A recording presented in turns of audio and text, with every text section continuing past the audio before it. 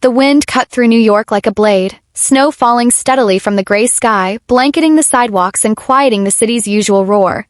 At a nearly deserted bus stop under a flickering street lamp, Daniel stood hunched in a fraying olive jacket, clutching a worn manila folder tight to his chest.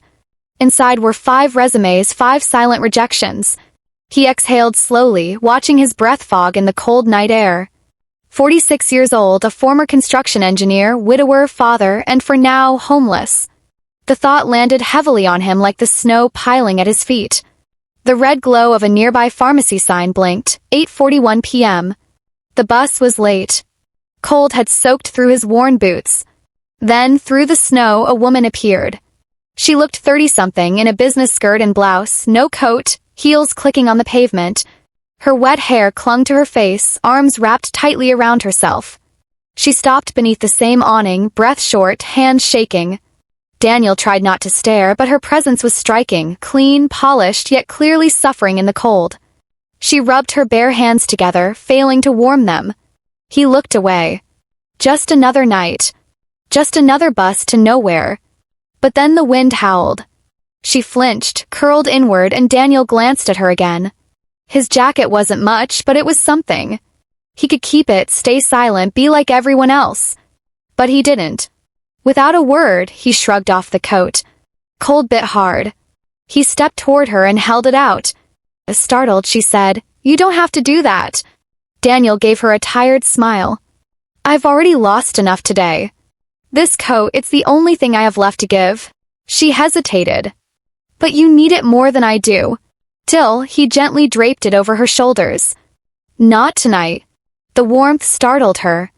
Smelled of soap, maybe coffee. Comfort. She pulled it tighter without meaning to. "Thank you," she whispered. He nodded, folding his arms to keep warm. They stood in silence as the snow fell around them. For a moment she turned to him. "What's your name?" "Daniel." "I'm Olivia." "Nice to meet you, Olivia." She glanced at him. "You shouldn't have given me your jacket." He smiled faintly. "Probably not. But I couldn't just let you freeze." The low rumble of a bus broke the silence. Headlights pierced the snow as it pulled up. Olivia moved toward it, then turned back. "Do you have somewhere to go?" Daniel shrugged. "Somewhere," he said, not explaining it was the back seat of a rusted truck behind a warehouse. She reached into her purse and handed him a card. "In case you ever need anything." He took it, slipping it into his folder without looking. He didn't expect to use it. People said things like that all the time. Most didn't mean it.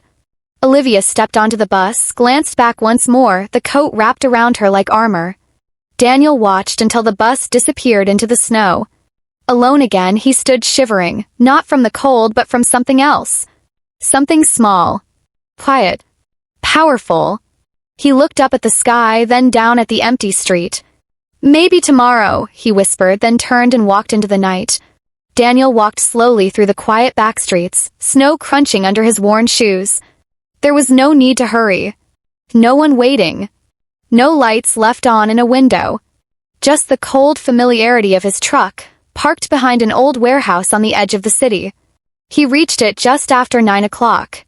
The old '98 Chevy was rusted, the heater long dead. Inside, the front seat was a nest of blankets, a pillow in the corner, and a lunchbox tucked beneath the dashboard.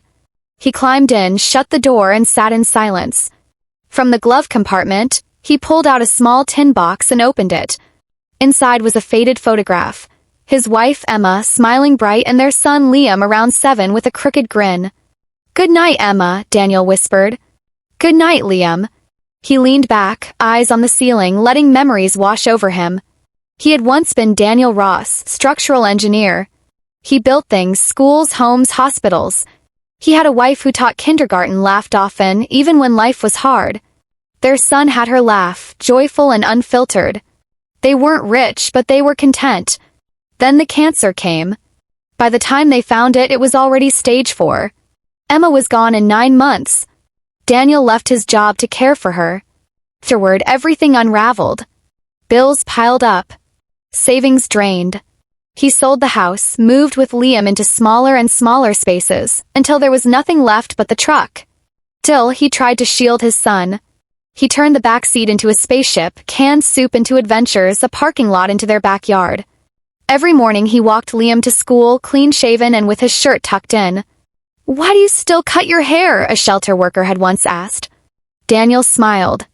"Because my son needs to believe things can get better, and I need to look like I believe that too." The next morning, Olivia sat at her desk, a cup of untouched coffee cooling beside her. The skyline stretched endlessly beyond the floor-to-ceiling windows of her office, but her eyes were fixed on the crumpled drawing in her hand. The edges were worn now from being unfolded and folded again, as if she were trying to memorize every stroke of crayon. She had barely slept. She kept replaying the night before, the way Daniel had offered his only coat without hesitation, the quiet dignity in his voice, the pain behind his tired smile.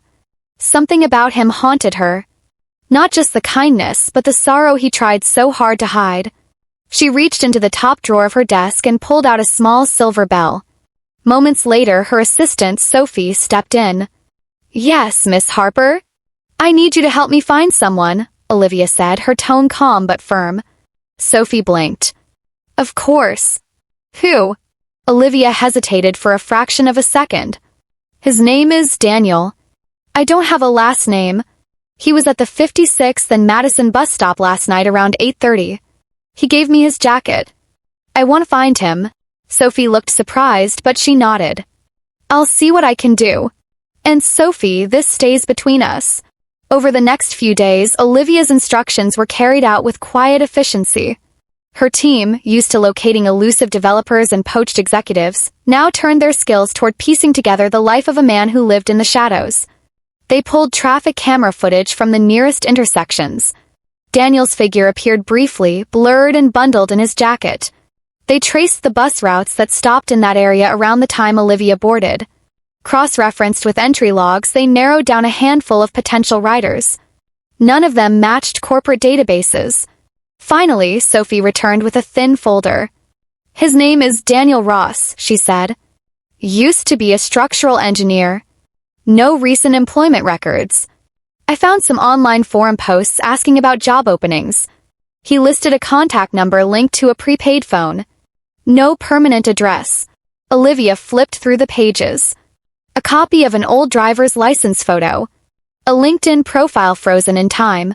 A scan of a construction license that had long since expired. No arrest records. No scandals.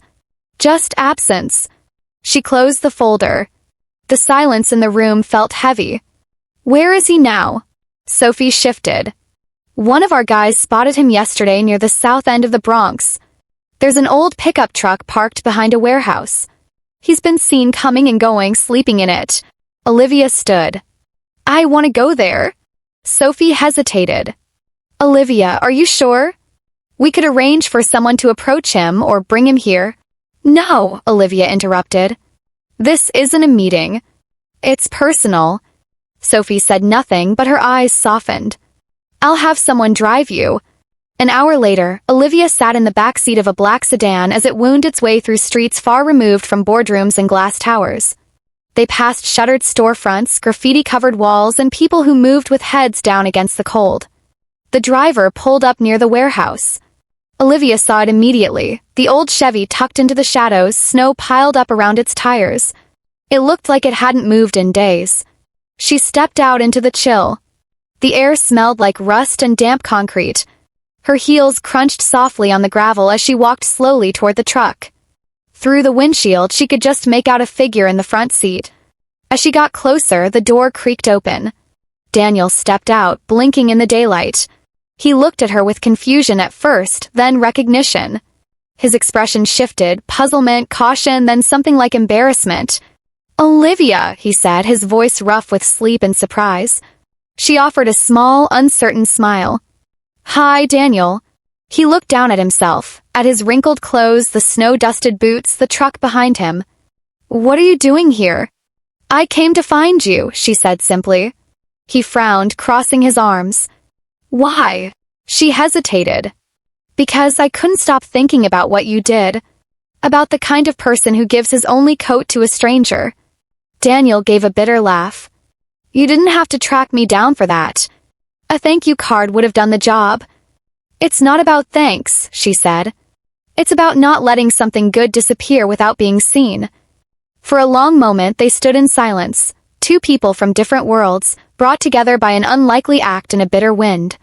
Daniel finally exhaled. You came all this way just for that? Olivia nodded. Yes. And maybe something more. The next time Olivia saw Daniel, he was bent over a stack of cinder blocks at a construction site on the edge of Queens. She had waited in her car for 20 minutes, watching from a distance as he moved steadily, silently, hauling, stacking, lifting in the biting cold with the quiet resolve of a man used to being overlooked. He wore a worn flannel shirt, the sleeves rolled to his forearms despite the chill. His breath puffed out in visible clouds.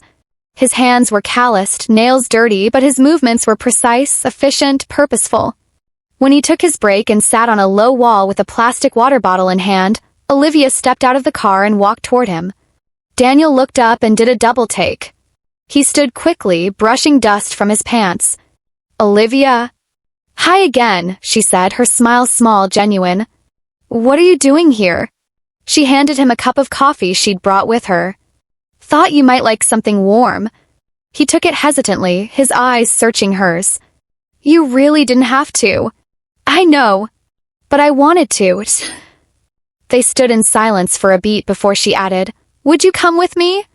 Just for a bit. I'd like to show you something. Daniel looked down at his work boots, then back at the foreman in the distance. I've still got a few hours on shift. I already spoke to him, Olivia said. Told him you had an interview. His brows raised. I don't have an interview. You do now, she replied. Daniel let out a short laugh, more surprised than amused. Okay, let's see what this is about. They drove in silence. Daniel glanced out the window, fidgeting occasionally, conscious of his appearance. Dusty jeans, rough hands, the faint trace of sweat on his collar. Olivia didn't seem to notice. When they arrived at Skynova Tech's downtown headquarters, Daniel hesitated in the marble-floored lobby, eyeing the massive glass walls, the polished chrome, the endless buzz of people in suits. I don't belong here, he said under his breath. Olivia turned to him. Just come upstairs. They entered a private conference room with floor-to-ceiling windows that overlooked the skyline. Olivia offered him a seat, then closed the door and sat across from him. Daniel cleared his throat. So what's all this about? Returning the coat? Olivia shook her head. No. This isn't about the coat. I kept that. It's mine now. Daniel blinked. Okay. She leaned forward. I didn't come to thank you. Came because you made me remember something I forgot. A version of myself I had buried under years of boardrooms and deadlines. You reminded me that real change doesn't always start with innovation or strategy. Sometimes it starts with kindness. Daniel looked down. Olivia, I'm just a guy trying to survive. And that's exactly why I brought you here. She slid a folder across the table to him. Inside was a job proposal, a contract, a new position, cultural and human values advisor. Daniel frowned as he flipped through the pages. What is this? It's a new role, one I created. Someone who sits in on department decisions, training programs, development discussions, not to talk numbers or strategy, but people. Values. Compassion. You'd share your experiences. Help shape the heart of this company. Daniel laughed awkwardly, shaking his head. Olivia, look at me. I don't have a degree in psychology. I didn't graduate from Harvard. I sleep in a truck. You were an engineer. I haven't built anything in years. You built a moment I'll never forget, Olivia said softly. Daniel looked away, overwhelmed. This isn't charity, she continued. This is a role only you can fill. You know what it's like to be invisible, to be passed over, and yet you stopped in the cold and gave your only coat to a stranger. That tells me more about leadership than any resume ever could. He opened his mouth, closed it, struggled for words. I'm not qualified, he said finally, voice low. Olivia leaned forward, her gaze unwavering. You don't need a degree to teach people how to care because you live it every day. She looked directly into his eyes and said, You don't need credentials to teach people how to be kind because you've lived it. And that's more powerful than anything you'll ever put on paper. Daniel's throat tightened. He stared down at the proposal, then back at her. And for the first time in years, he felt something flicker inside him. Not fear, not defeat, but hope, raw, unfamiliar, terrifying hope. Daniel sat alone on the bench outside the towering office building, the job proposal resting unread in his lap. His fingers ran along the edges of the folder, but his eyes stared off into the busy street, unfocused. He couldn't do it. It wasn't that he didn't want to, somewhere deep down he did. But fear gripped him, tight and familiar. Kind that whispered cruel things late at night. She's just being nice. This isn't real. You'll mess it up. You always do. The offer felt like a trap wrapped in kindness. And Daniel, who had spent years learning to distrust anything that seemed too good to be true, couldn't shake the weight of doubt. He didn't see Olivia step out of the building and walk toward him until she sat beside him in silence. "You haven't opened it," she said softly. Daniel gave a dry chuckle. "Didn't think I needed to. I already know how this ends." Olivia tilted her head. "How? Someone like me doesn't end up in a place like this. You don't build a company like Sky Nova by hiring people who sleep in trucks. You think I made you an offer out of pity? I think I don't belong in your world." Olivia looked ahead for a moment, then stood. "Come with me. Just for an hour." Olivia.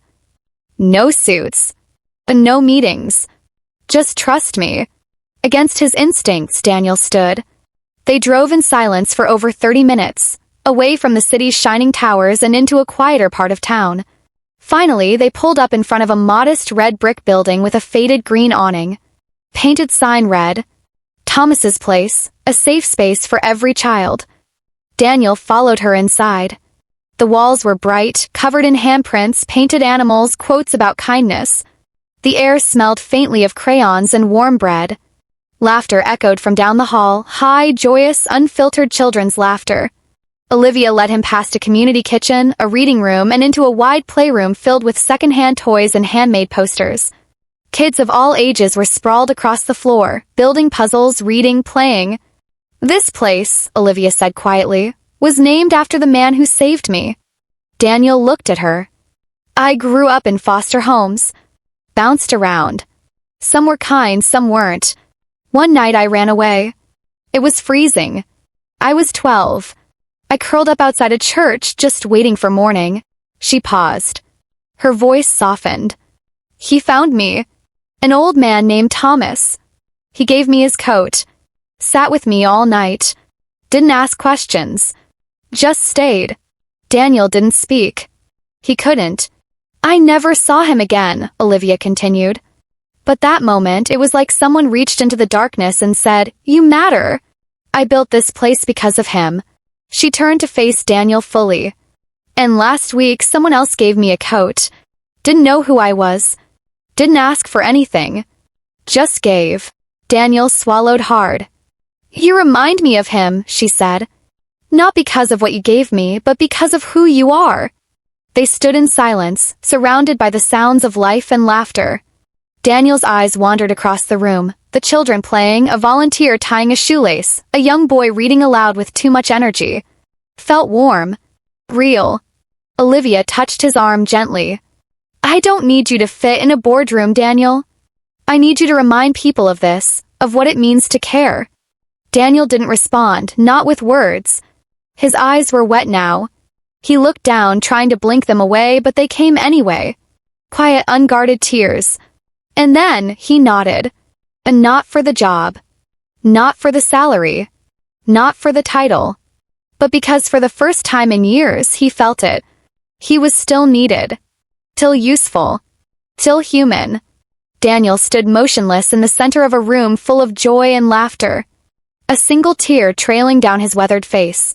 Not out of sadness, but from the profound relief of realizing he still mattered. Daniel's first day at Sky Nova didn't start with fanfare. There was no welcome party, no press release, just a quiet meeting in a small glass-walled room on the 5th floor with a few skeptical department heads and a stack of sticky notes. Olivia had introduced him simply. "This is Daniel Ross. He's here to help us build something more meaningful than just profit." The looks were polite but uncertain. But Daniel didn't flinch. He began by sharing his story. Not the sob version. Not the headline-grabbing kind. Just pieces. Honest pieces. What it felt like to lose everything. To wake up in a freezing truck. To walk into job interviews knowing your shoes had holes. To choose kindness anyway. First, they listened with cautious curiosity. By the end of that first week, they were leaning forward. Daniel had a way of speaking that didn't preach or perform. He asked questions that made people pause. When was the last time you really looked someone in the eye? Do you know the name of the janitor who cleans this floor? What would you do if you saw someone crying in the break room? He didn't come in with charts or data. Came in with empathy. Slowly, a shift began. One by one, employees started seeking him out. First the interns. Then junior developers. Then department heads. Some came to talk about stress. Others about burnout. A few came just to sit quietly during lunch. Daniel listened. And when he spoke, he didn't offer solutions. He offered perspective. "You're not broken," he once told a young programmer who confessed he hadn't slept in 3 days. "You're just tired. Being tired doesn't mean you're weak. It means you've cared for too long without someone caring back." That line ended up taped to office doors. Printed on mugs. Quoted in all company emails. Olivia watched it all unfold from her corner office. She saw how break room chatter changed. How laughter returned. How productivity rose, not because of pressure but because people felt seen. It wasn't long before Daniel had an official space of his own. Small. Cozy.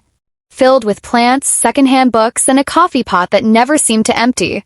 Outside of work, life began to rebuild in quiet, meaningful ways. With Olivia's help and a small housing stipend from the company, Daniel was able to put a down payment on a modest one-bedroom house on the edge of Brooklyn. It wasn't much, but it had a porch, a garden plot, and walls that didn't rattle in the wind. More importantly, it had room for Liam. Now in his first year at a local university, Liam had moved back in with his father. Their first dinner in the new house was simple, spaghetti and garlic bread. But Daniel would remember it for the rest of his life. "You kept your promise," Liam had said that night, tearing up. Daniel hadn't answered. He couldn't, not with words. But the look in his eyes said everything. As for Olivia, she and Daniel saw each other nearly every day. First it was about work, meetings, strategies, collaboration. Then, without trying, it became more. They started eating lunch together. Then walking to the subway together. Then weekend coffees turned into evenings spent watching old movies, talking about everything and nothing. It wasn't dramatic. It wasn't fast. It just happened. They were two people who had spent years building armor around themselves, only to find comfort in the quiet company of someone who didn't ask for anything but presence. One late afternoon, as they stood on the rooftop of the building watching the sunset behind the skyline, Olivia said softly, "You've changed this place, Daniel." He chuckled. "No. I just reminded them what they already knew." She looked at him. "And reminded me too." Daniel had just finished a workshop on resilience when a young man lingered after everyone else had left. He looked no older than 22, skinny, pale, eyes ringed with sleeplessness. "I just wanted to say something," he said, voice shaking. "Last month, I was going to quit. Everything. Life, I mean. I was done. But then I heard you speak, and it stopped me." Daniel stood still, heart pounding. "You said something about how people don't need to be fixed. They just need to be heard. No one had ever said that to me before. It felt like someone finally saw me." The young man swallowed hard. "If it weren't for you, I don't think I'd be here." Daniel's chest tightened. He stepped forward and placed a hand on the young man's shoulder. "I'm really glad you are." After the young man left, Daniel sat down in his chair, the room suddenly quiet, the words echoing in his mind. He had once wondered if he'd ever matter again. Now he had his answer. The atrium of Skynova had never looked like this before. Gone were the banners of quarterly achievements and product launches. In their place hung soft white drapes, strings of warm lights, and a massive sign that read in elegant lettering, "One Kindness Day." Employees stood shoulder to shoulder, dressed in their best, not for business but for something far more meaningful. On the center stage, Olivia Harper stepped up to the podium, her eyes sweeping across the room. This day isn't about metrics, she began. It's about moments. The room quieted. A year ago, I was standing at a bus stop in the freezing cold, alone, tired, and more lost than I realized. And then a man whom I had never met did something no one else had that night. He gave me his coat. A murmur of recognition stirred through the crowd. Olivia smiled softly. It was old, worn, but it was everything, because it reminded me that kindness, real kindness, doesn't wait until it's convenient. It shows up when the world least expects it. She turned to the easel beside her and removed the cloth draped over it. There, behind a glass frame, was the very same coat, frayed at the sleeves, faded from years of use, but preserved like something sacred. Beneath it, engraved on a bronze plaque, were the words, "One small act of kindness can rewrite a life." Olivia's voice wavered slightly. That act didn't just change my night, changed the course of my life. And today we honor not just that moment, but the man who made it possible. She turned toward the edge of the stage. Daniel, will you come up here? Daniel stood slowly from his seat, dressed in a simple suit borrowed from a friend, but pressed with care. He made his way through the applause. His face, still lined with time and hardship, now carried something lighter, something peaceful. He stepped up beside her. Olivia reached into her pocket and pulled out a small envelope. "This belongs to you," she said. Daniel opened it. Inside was the title deed to his new house, stamped and official. Gasps echoed through the crowd. Olivia leaned in with a smile. No more sleeping in trucks. The room erupted in applause once again, but Daniel held up a hand. "I actually have something too," he said, reaching slowly into his jacket pocket. From it, he pulled out a small box, simple, worn, clearly held onto for some time. He looked at Olivia, heart pounding. "You said this coat changed your life. But you changed mine. Gave me back my name, my son, a roof and hope."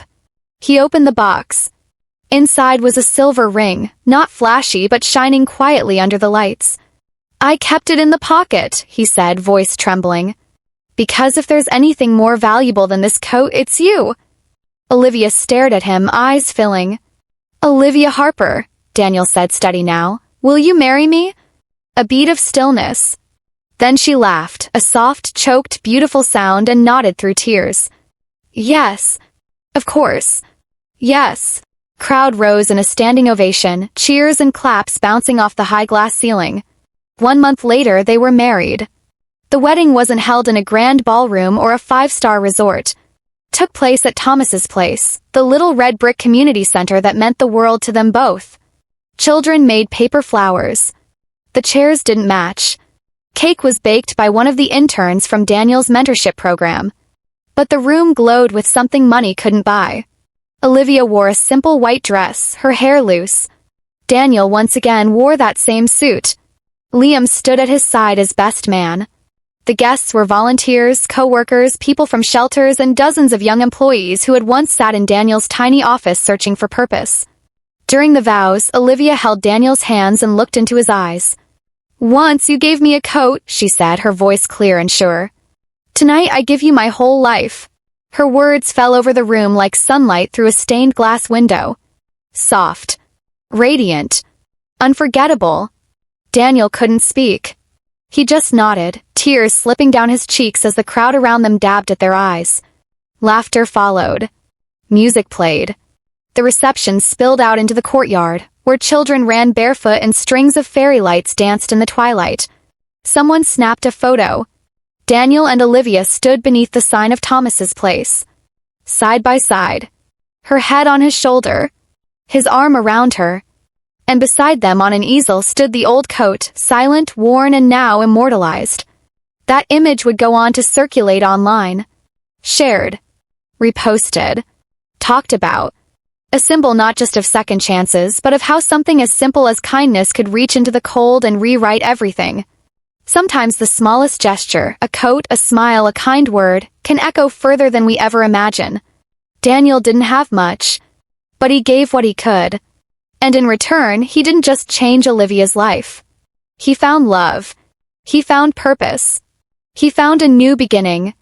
Their story reminds us all. Kindness doesn't require perfection. Just presence. Just heart.